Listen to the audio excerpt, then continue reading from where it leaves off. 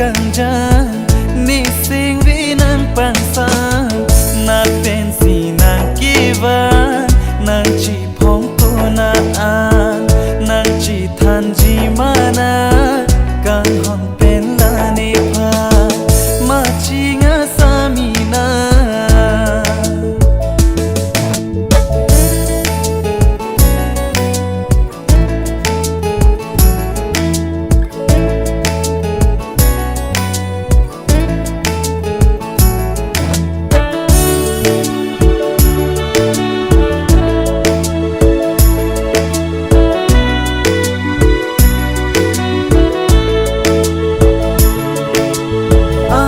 pen ki sampung vesikiva